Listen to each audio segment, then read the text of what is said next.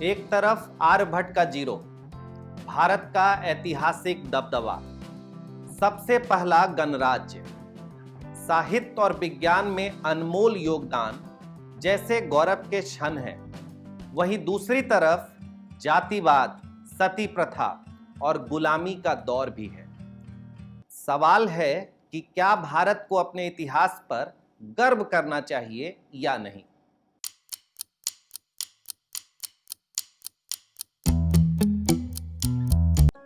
इतिहास कोई कहानी नहीं है, कोई गुणगान भी नहीं है, साजिशों का लंबा चौड़ा ब्यौरा भी नहीं है। इतिहास एक प्रक्रिया है जिसमें हम पास्ट को उसकी सभी खूबियों और कमियों समेत खोजते हैं। ये नहीं कि पास्ट की घटनाओं से अचीवमेंट्स को चुन लें और कमजोरियों को हटा दें।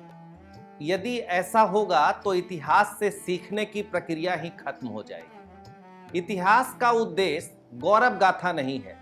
इतिहास उन कारणों को खोजने का काम करता है जो हमारे वर्तमान समय के कारण होते हैं, और इसी कारण को समझकर हम अपने भविष्य को और ज्यादा बेहतर बना सकते हैं। इतिहास में तमाम तरह के विरोधाभास भरे पड़े हैं। अब देखिए, एक टाइम की बात है कि हमारे यहां चंद्रगुप्त ने भारत की सीमा को अफगानिस्तान तक फैला दिया था। कनिष्क का शासन भी दूर दराज तक फैला हुआ था।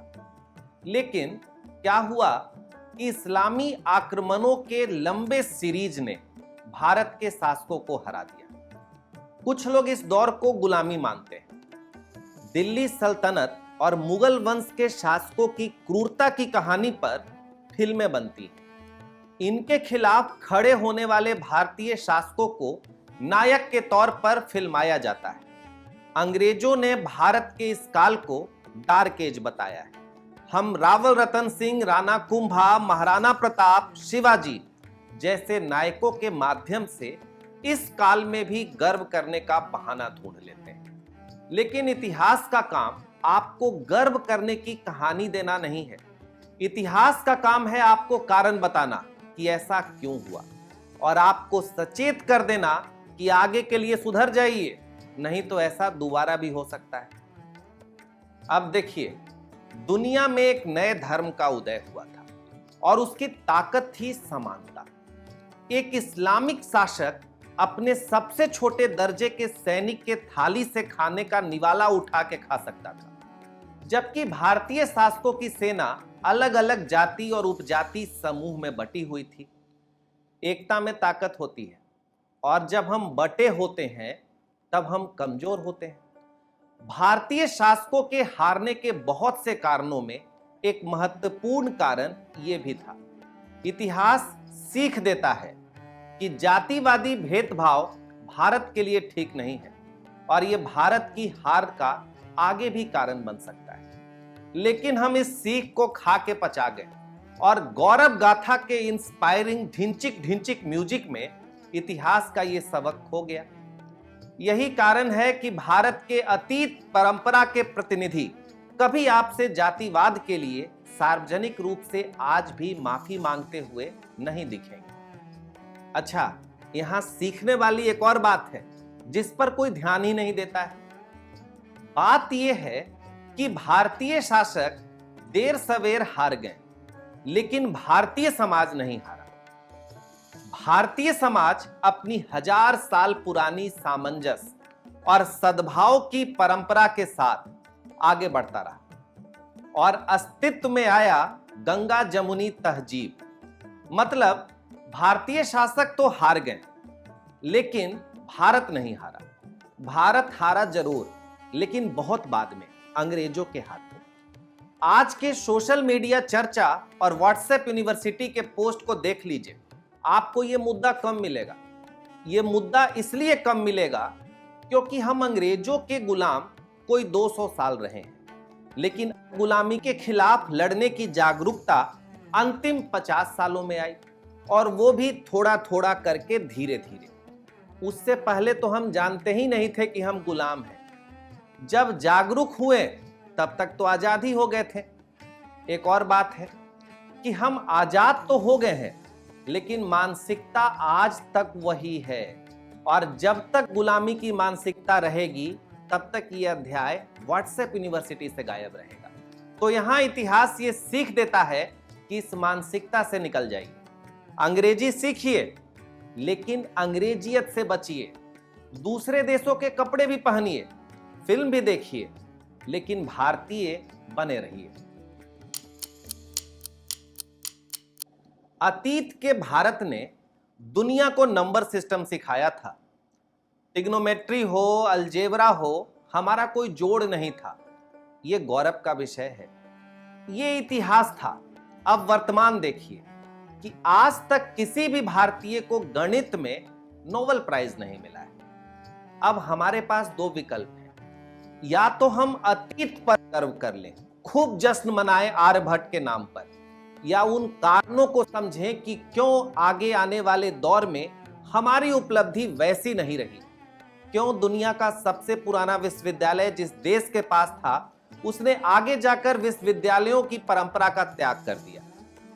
आप अपनी प्राचीनता पर गर्व कर सकते हैं, लेकिन यदि आप एक सवाल खुद से करें कि हमारी प्राचीन विरासत को बनाने में कई सदियां लगी थी, लेकिन एक विदेशी लॉर्ड मैकाले ने भारत की शिक्षा व्यवस्था की दिशा को पूरी तरह से बदल दिया। शिक्षा का मीडियम को इंग्लिश कर दिया गया। 1947 तक तो ठीक था, हमारे पास कोई दूसरा रास्ता भी नहीं था, लेकिन आज तक हम उसी व्यवस्था को ढो रहे हैं। एक विदेशी ताकत ने हमारे शिक्षा व्यवस्था के रास्ते को अपने हितों के हिसाब से मोड़ दिया था। वो प्रक्रिया आज तक चल रही है।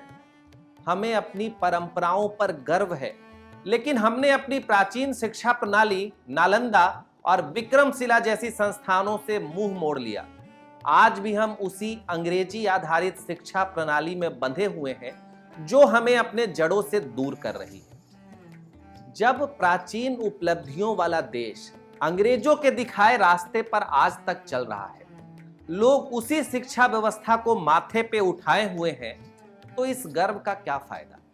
अब इतिहास पढ़कर कुछ लोग उत्तेजित हो जाते हैं, कहते हैं कि हमें अपनी शिक्षा व्यवस्था को तत्काल हिंदी में कर देने की जरूरत है। अमित शाह ने कहा कि अंग्रेजी वाले शर्म करेंगे। हम सब के जीवन में इस देश में अंग्रेजी बोलने वालों को शर्म आएगी, ऐसा समाज का निर्माण अब दूर नहीं। वहीं इसके विरोध में राहुल गांधी ने कह दिया कि भाजपा नहीं चाहती है कि आपके बच्चे अंग्रेजी सीखें। ये दोनों बातें सतही हैं। भारत के अंग्रेजी बोलने वाले लोग शर्मिंदा हों, ये ठीक बात नहीं, नहीं तो प्रधानमंत्री जी को भी शर्मिंदा होना पड़ जाएगा। From the soil of Bihar, I say to the whole world. Rahul Gandhi जब अंग्रेजी की बड़ाई करते हैं तो लगता है हम अभी भी 1830 के दौर में जी रहे हैं। इतिहास इन दोनों बातों के बीच का रास्ता दिखाता है। वो रास्ता है स्थानीय मातृभाषा का। बात हिंदी की नहीं है, बात अपनी स्थानीय भाषा की है, चाहे वो हिंदी हो या कन्नड़, बंगाली हो या तमिल। स्थानीय भाषा शिक्षा का आधार होना चाहिए, न कि कोई एक खास भाषा। हमें चाहिए कि हम विषय पर ध्यान दें, हम ज्ञान पर ध्यान दें।